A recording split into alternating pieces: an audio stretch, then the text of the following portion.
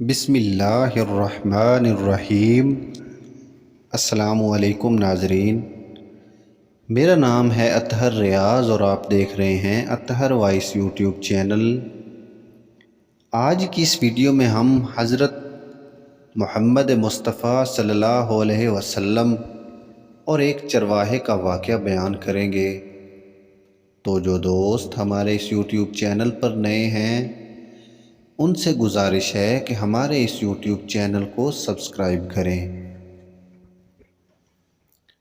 غزوہ خیبر کے موقع پر ایک چرواہا حضور اقدس صلی اللہ علیہ وسلم کی خدمت میں آیا۔ وہ یہودیوں کی بکریاں چرایا کرتا تھا۔ اس چرواہے نے جب دیکھا کہ خیبر سے باہر مسلمانوں کا لشکر پڑاؤ ڈالے ہوئے ہے، اس کے دل میں خیال آیا کہ میں جان کر ان سے ملاقات کروں اور دیکھوں کہ یہ مسلمان کیا کہتے ہیں اور کیا کرتے ہیں۔ چنانچہ بکریاں چراتا ہوا مسلمانوں کے لشکر میں پہنچا اور ان سے پوچھا کہ تمہارے سردار کہاں ہیں؟ صحابہ کرام نے بتایا کہ ہمارے سردار حضور صلی اللہ علیہ وسلم اس خیمے کے اندر ہیں۔ پہلے تو اس چرواہے کو ان کی باتوں پر یقین نہیں آیا۔ اس نے سوچا کہ اتنے بڑے سردار ایک معمولی سے خیمے کے اندر کیسے بیٹھ سکتے ہیں۔ اس کے ذہن میں یہ تھا کہ جب آپ اتنے بڑے بادشاہ ہیں تو بہت ہی شان و شوکت اور ٹھاٹھ باٹھ کے ساتھ رہتے ہوں گے، لیکن وہاں تو کھجوروں کے پتے کی چٹائی سے بنا ہوا خیمہ تھا۔ خیر، وہ اس خیمے کے اندر آپ سے ملاقات کے لیے داخل ہوا اور آپ سے ملاقات کی اور پوچھا کہ آپ کیا پیغام لے کر آئے ہیں اور کس بات کی دعوت دیتے ہیں۔ حضور اقدس صلی اللہ علیہ وسلم نے اس کے سامنے اسلام اور ایمان کی دعوت رکھی اور اسلام کا پیغام دیا۔ اس نے پوچھا کہ اگر میں اسلام کی دعوت قبول کر لوں تو میرا کیا انجام ہوگا اور کیا رتبہ ہوگا؟ حضور اقدس صلی اللہ علیہ وسلم نے فرمایا، اسلام لانے کے بعد تم ہمارے بھائی بن جاؤ گے اور ہم تمہیں گلے سے لگائیں گے۔ اس چرواہے نے کہا کہ آپ مجھ سے مذاق کر رہے ہیں، میں کہاں اور آپ کہاں؟ میں ایک معمولی سا چرواہا ہوں اور میں ایک سیاہ فام انسان ہوں، میرے بدن سے بدبو آ رہی ہے، ایسی حالت میں آپ مجھے کیسے گلے سے لگائیں گے؟ حضور اقدس صلی اللہ علیہ وسلم نے فرمایا کہ ہم تمہیں ضرور گلے سے لگائیں گے اور تمہارے جسم کی سیاہی کو اللہ تعالیٰ تابانے سے بدل دے گے اور اللہ تعالیٰ تمہارے جسم سے اٹھنے والی بدبو کو خوشبو سے تبدیل کر دیں گے۔ یہ باتیں سن کر وہ فوراً مسلمان ہو گیا اور کلمہ شہادت پڑھا۔ پھر حضور اقدس صلی اللہ علیہ وسلم سے پوچھا کہ کیا رسول اللہ صلی اللہ علیہ وسلم اب میں کیا کروں؟ آپ نے فرمایا کہ تم ایسے وقت پر ایمان لائے ہو کہ نہ تو اس وقت کسی نماز کا وقت ہے کہ تم سے نماز پڑھواؤں اور نہ ہی روزے کا وقت ہے کہ تم سے روزہ رکھواؤں۔ زکوٰۃ تم پر فرض نہیں ہے، اس وقت تو صرف ایک ہی عبادت ہو رہی ہے جو تلوار کی چھاؤں میں انجام دی جاتی ہے، وہ ہے جہاد فی سبیل اللہ۔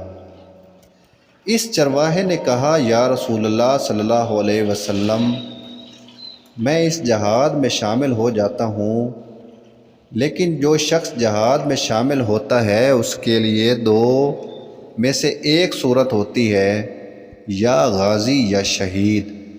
تو اگر میں اس جہاد میں شہید ہو جاؤں تو آپ میری کوئی ضمانت لیجئے۔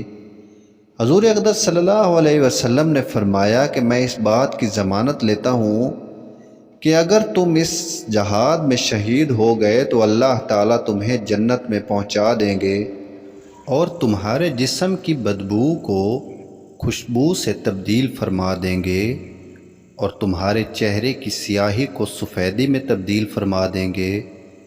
چونکہ وہ چرواہا یہودی کی بکریاں چراتا ہوا وہاں پہنچا تھا، اسی لیے حضور اقدس صلی اللہ علیہ وسلم نے فرمایا کہ تم یہودیوں کی جو بکریاں لے کر آئے ہو ان کو جا کر واپس کرو۔ اس لیے کہ یہ بکریاں تمہارے پاس امانت ہیں۔ اس سے اندازہ لگائیں کہ جن لوگوں کے ساتھ جنگ ہو رہی ہے، جن کا محاصرہ کیا ہوا ہے، ان کا مال ایک غنیمت ہے، لیکن چونکہ وہ چرواہا بکریاں معاہدے پر لے کر آیا تھا، اسی لیے آپ نے حکم دیا کہ پہلے وہ بکریاں واپس لے کر جاؤ، پھر آ کر جہاد میں شامل ہونا۔ چنانچہ اس چرواہے نے جا کر بکریاں واپس کیں اور واپس آ کر جہاد میں شامل ہوا اور شہید ہو گیا۔ جب جنگ ختم ہو گئی تو حضور اقدس صلی اللہ علیہ وسلم لشکر کا جائزہ لینے لگے۔ ایک جگہ آپ نے دیکھا کہ صحابہ کرام کا مجمع اکٹھا ہے۔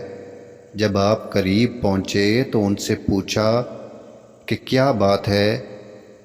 صحابہ کرام نے فرمایا، جو لوگ جنگ میں شہید ہو گئے ہیں ان میں سے ایک آدمی ایسا بھی ہے کہ جس کو ہم میں سے کوئی نہیں پہچانتا۔ آپ نے فرمایا کہ مجھے دکھاؤ۔ جب آپ نے دیکھا تو فرمایا کہ تم اس شخص کو نہیں پہچانتے مگر میں اس شخص کو پہچانتا ہوں۔